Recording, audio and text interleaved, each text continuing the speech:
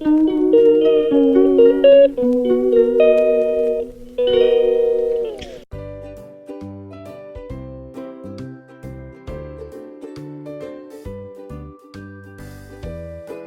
morning. Good morning everyone. Tulog pa si nanay. It's 6:22. So magwalis ako dito. Unahin ko dito sa harapan. Ayan. Dapat gantong oras gising na siya. Para ayan, nakakaano siya dito. Yung araw. Hindi, gantong oras tulog pa.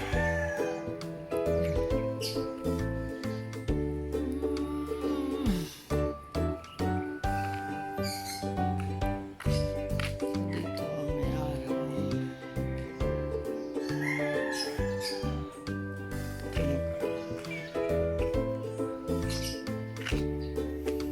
Today is Thursday, 28 of March, Huwebes Santo sa Katoliko. Oh, ayan, good morning. Anong oras na? 6:40 na po. Kaya naiiwan siya ng araw. Gusto niya maglakad. Kaya ayun. Pero aakyat muna ako sa taas at may aayusin lang. Tapos na ako dyan sa babae. Dito. While watching the Wednesday Bible study sa sa UK. Ayun lang everyone kasi yung maraming natatapon tubig kasi nawala na yung goma. So yan ang nilagyan ko pero not enough. Kaya I'm gonna do it something. Wow! Finally!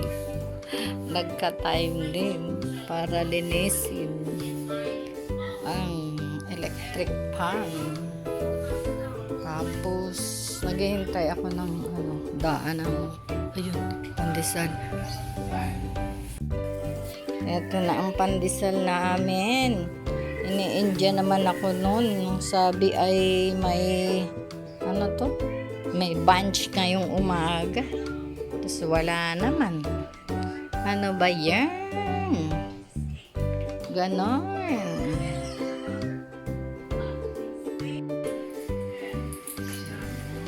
Si Mother, galing na sa banyo yan. Tapos ako, nandito sa kitchen. Dito sa hindi dirty. Nagiinit ng pasta. Kasi sayang na naman to. Uubusin ng laman sa ref, yung mga stock-stock. Mag-coffee kami. Ayan. Kami lang ni nanay dahil yung aming bisita ay kung saan na naman natutog. Ayan meron si Mars na eto, shout out and thank you sa aking kumari, binigyan ako ng ganito para pag maglaga daw ng itlog, alam mo na, I don't know how to use this one. So, para meron ditong nakalagay soft, medium, and hard. Hindi ko alam kung anong gagawin dyan. Basta pag maglaga daw ng itlog, ilagay. Ayan. Hindi ko pa i-test. Sa Sunday pa. Ay! Di pala. Saturday pala. Kasi bago ako umalis, kaya maglalaga na ako sa gabi. Para meron siyang kakainin. Malamig na yun. Ay naman di painit mo na lang kay Betchay. Yun lang. May point nga naman yung anak ko. Maganda magluto. Pag sa malinis kalan. Finally, thank you Lord. Ayan. Pero itong oven, hindi pa namin nagagamit. Kasi nga, magbe-bake siya nung parang babalik kami doon dahil hindi ko alam yung kung lalakasan ba, kailangan bang, kasi dito yung ay si Mariosep, nalaglag pa yung sandok. Yung ba, yung gas doon, pag magluto ka sa ganito sa stove, ay kahit mailiit lang ang bukas. So yung sa yung sa oven, hindi ko alam kung need ba ng full open yung gatong, kasi kami doon sa UK wala nang setup kasi na ganun, automatic na nakaano na yun. Kaya dito hindi ko alam. Babalik kami doon sa binilhan namin at yun, tatanong kung paano ba yun, kasi nakalimutan namin anong i-deliver, wala pa kaming gato. Yun lang everyone, good morning. Si nanay ay magnapi. Nappy time for nanay. Yun. Breakfast kami with pandesal. And still, meron pa rin saging na saba. Tapos, while watching the TV lesson, gayon din yan, papabukas din ni nanay. So, that's it for today. Alas 8 na pala. Yun lang everyone.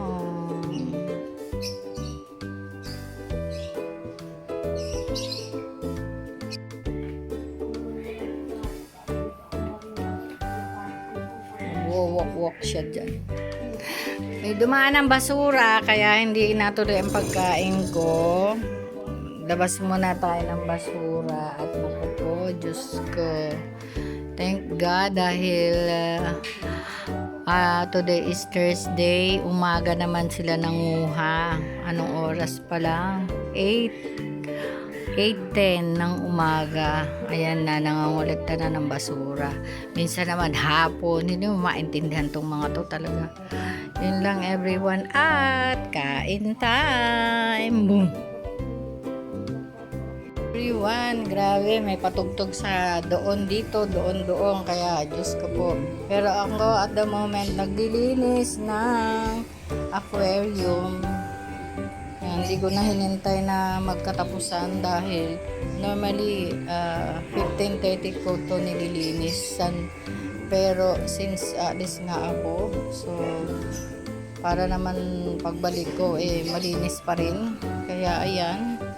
Tapos ito yung totoong linis, hindi yung linis-linisan kasi tinanggal ko na itong mga bato-bato at i-chlorine ko. Yun lang everyone. Ayun yung mga fish cracker.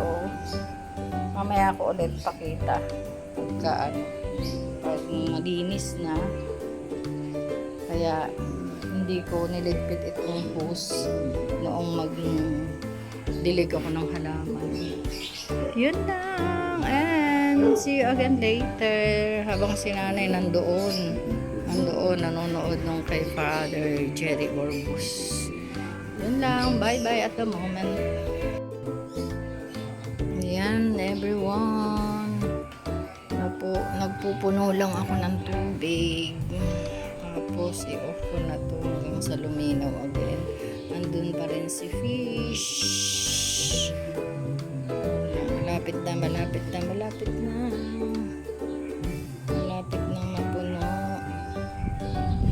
Yun lang, tulog si fish, si bebe. Yan, okay na siya.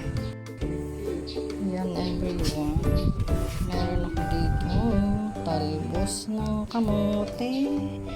Mag-stir fry ako. And then magprito lang ako ng tinapa. Tapos meron silang ganito.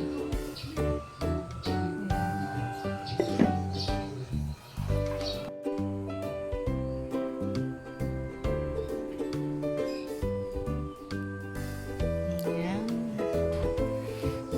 Tanghali, magandang tanghali. Na-set up ko na ulit ito. Nalinis. Malinis ng aking ano. Fish.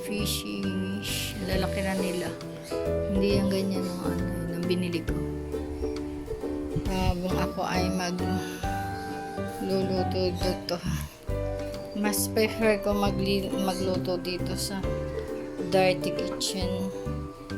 Kasi para yung amoy nandito lang sa labas.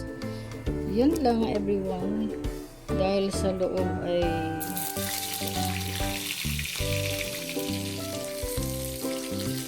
prito kong tinapa because today is Thursday. Huwebes Santo. So,